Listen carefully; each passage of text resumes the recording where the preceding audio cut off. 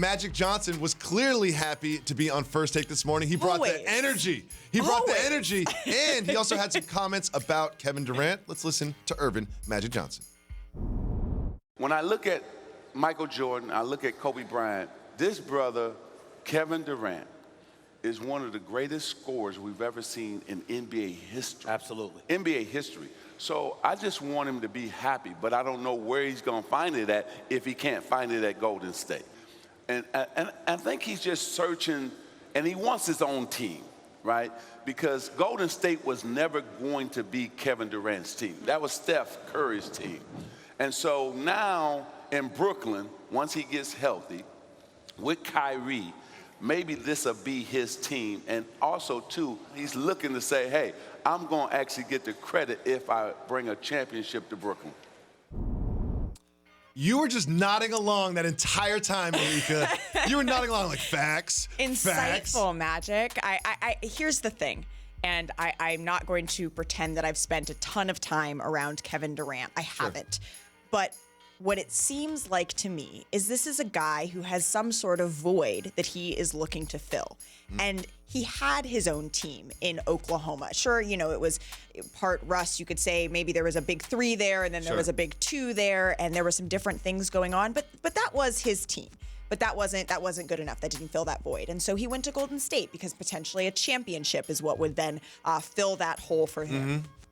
Obviously, that was not the case. He's gone on record and said that the championship actually didn't make him feel the way he expected. Because here's the deal. If you put all this stock into, I'm going to feel changed when I win this championship. This is the one thing that I'm missing. And then you win it, and then you don't feel different. How disappointing does that feel, right? How does that feel to be looking for something, be searching for something to get it, and then it isn't the fix that you thought it was going to be? And so I do agree with Magic that it does seem like Kevin is looking for something to fill some sort of hole, but my question becomes, didn't he already have his own team? Wasn't he already the face of that? But maybe he has matured, maybe he has grown, maybe he has changed his outlook on some things since then. But I just am not sure that he is going to externally fill that hole. I think it's going to have to be internal. It's going to have to come from within. It is, and it's always like, well, he has his own team. You can even hear Magic say it, but then what else does he say?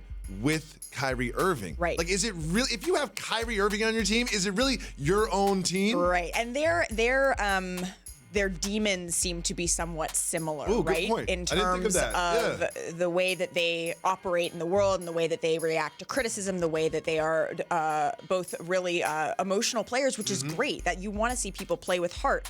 But when things are going down or going south or going sideways, how are those two going to be able to bring up a locker room together when they're still trying to find some pieces within themselves? So I'm with Magic. I do hope that these guys find some sort of happiness. Yes.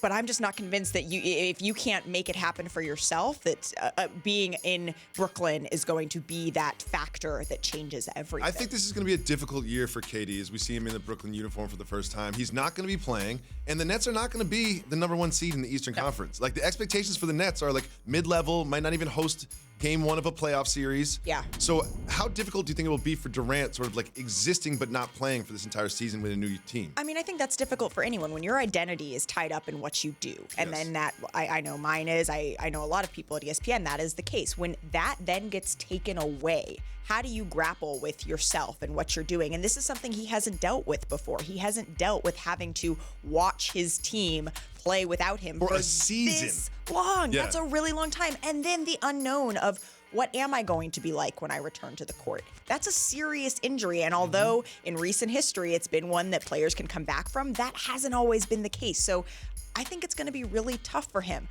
I think he's going to need to really work on himself and really work on having a good head on his shoulders and good people around him to support him, because it's not going to be easy. There are going to be times that it's sad and angering and tough, and that is difficult. It's just the way. Do you know what it is going to be? Good for us. It's going to be dramatic in Brooklyn with Kyrie being inserted and LeVert. I think people are sleeping on LeVert. LeVert coming back. Yeah. Like, they're going to be a very interesting team. Much more interesting than the team across the river, the Knicks. It's poor Knicks. Yes. Let's just pour one out. We'll move on. We'll pour one out for the Knicks. Thanks so much for watching ESPN on YouTube. For more sports analysis and highlights, download the ESPN app. And for live streaming and premium content, subscribe to ESPN+.